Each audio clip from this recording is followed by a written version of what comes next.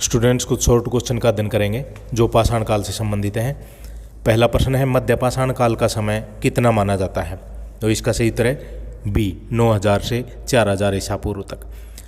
हिमयुग की समाप्ति के बाद जलवायु परिवर्तन हुआ, जलवायु गर्म हो गई, शुष्क हो गई और बर्फ़ पिघलनी शुरू हुई।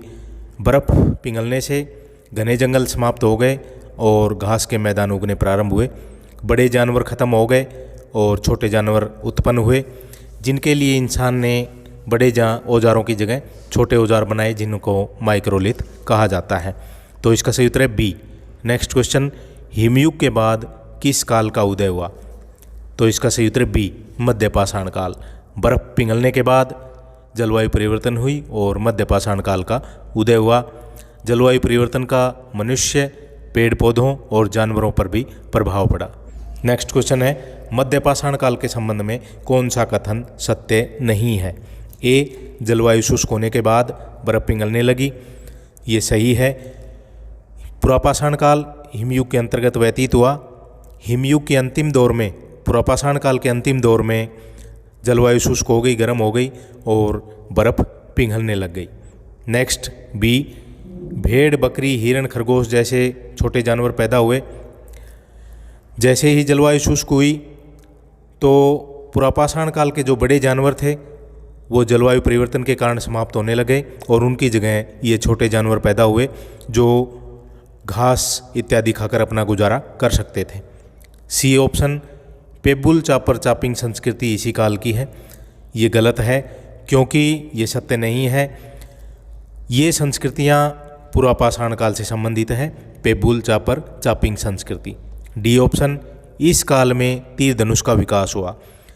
मध्य पाषाण काल में तीर धनुष का विकास हुआ, ये सही है, तो इसका उत्तर है सी। नेक्स्ट क्वेश्चन, हरियाणा के किस स्थल से मध्य पाषाण काल के साक्ष्य मिले हैं? ए, मेवला पहाड़ी और धौज, बी, मानेसर, सी, छतरपुर और सिकंदरपुर। सभी स्थानों से मध्य पाषाण काल के साक्ष्य मिले हैं, तो इसका सही उत्तर है डी।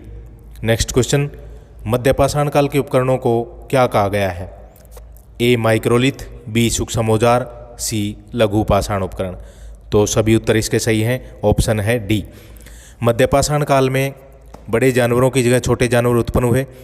इंसान को भी बड़े औजारों की जगह छोटे जानवरों के लिए छोटे औजार की आवश्यकता पड़ी।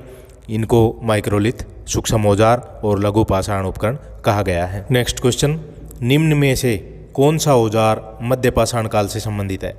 ए, चांद्रिक और त्रिकोण, बी, अर्धचंद्राकार, सी, समलंबाकार। सभी औजार मध्य पाषाण काल के हैं, इसका सही उत्तर है डी। नेक्स्ट क्वेश्चन, मध्य पाषाण काल के औजार किससे बनाए जाते थे? ए, जैस्पर, बी, चर्ट, हड्डी, सींग, सी, क्वार्टजाइट। तो इन सभी से ही मध्य पाषाण काल में औजार बनाए जाते थे, ऑप्शन है डी। नेक्स्ट क्वेश्चन है, तीर धनुष का विकास किस काल में हुआ? इसका सही उत्तर है बी, मध्य पाषाण काल में तीर धनुष का विकास हुआ। इंसान को छोटे जानवरों के लिए छोटे औजारों की जरूरत पड़ी। जो छोटे औजार थे उनको तीर के आगे लगाकर पशुओं का शिकार किया जाता था। नेक्स्ट क्वेश्चन, मध्य पाषाण काल में मानव कहाँ पर रहता था? ए, गुफा, बी, नदियों के किनारे, सी, झीलों के किनारे। तो सभी उत्तर इसके सही हैं, ऑप्शन है डी। अभी भी मानव पुरापाषाण काल की तरह गुफाओं, नदियों के किनारों, झीलों के किनारों पर रहता था। मध्य पाषाण काल में मानव ने घास फूस की सहायता से अस्थायी झोपड़ियों का निर्माण करना शुरू कर दिया था।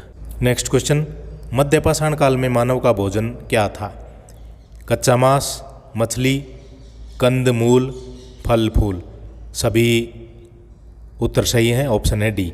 अभी भी पुरापाषाण काल की तरह कच्चा मांस, मछली, कंद मूल, फल फूल खाकर मानव अपना गुजारा करता था। नेक्स्ट क्वेश्चन, मध्य पाषाण काल में मानव शरीर को किस प्रकार ढकता था? ए, वृक्षों की छाल, पत्ते और पशुओं की खाल। सभी उत्तर सही हैं, ऑप्शन है डी। नेक्स्ट क्वेश्चन, किस काल में मानव ने अपने मृतकों के शवों को विधिवत रूप से दफनाना शुरू किया था? इसका सही उत्तर है बी, मध्य पाषाण काल में मानव ने अपने जो मृतक थे उनको विधिवत रूप से दफनाना शुरू कर दिया था। नेक्स्ट क्वेश्चन, गुफाओं से किस प्रकार के चित्र मिले हैं। मध्य पाषाण काल में गुफाओं से अनेक शैल चित्र मिले हैं गुफाओं की दीवारों पर और छतों पर, जो शिकार के, युद्ध के और नृत्य के संबंधित चित्र पाए गए हैं। तो इसका सही उत्तर है डी। नेक्स्ट क्वेश्चन है, मध्य पाषाण काल के लघु पाषाण उपकरणों का, जिनको माइक्रोलिथ भी कहा जाता है, विकास किन उपकरणों से हुआ? इसका सही उत्तर है सी, ब्लेड उपकरणों से, जो उच्च पुरापाषाण काल के प्रमुख उपकरण थे, इनसे ही माइक्रोलिथ का विकास हुआ। नेक्स्ट क्वेश्चन, मध्य पाषाण काल को अंग्रेजी में मेसोलिथिक कहा जाता है। यह किस भाषा के दो शब्दों मेसोस और लिथोस से मिलकर बना है? तो इसका सही उत्तर है डी, यूनानी। मेसोस और लिथोस यूनानी भाषा के शब्द हैं, जिनसे मिलकर मेसोलिथिक शब्द बना है। नेक्स्ट क्वेश्चन है, भारत में मध्य पाषाण काल की जानकारी किस वर्ष हुई? तो इसका सही उत्तर है डी, 1867 ईस्वी में। 1865 ईस्वी में सर जॉन लुबाक ने सबसे पहले पाषाण उपकरणों के आधार पर पाषाण काल को पुरापाषाण और नवपाषाण काल में विभाजित किया था, लेकिन 1867 में जब मध्य पाषाण काल के उपकरण मिले तो पाषाण काल को 3 भागों में डिवाइड किया गया। तो इसका सही उत्तर है डी। C.L. कार्लाइल महोदय ने विंध्य क्षेत्र से सर्वप्रथम मध्य पाषाण काल के उपकरण प्राप्त किए थे। तो स्टूडेंट्स, ये थे पाषाण काल से संबंधित कुछ शॉर्ट क्वेश्चन। ज़्यादा से ज़्यादा स्टूडेंट्स को शेयर करें। Thank you.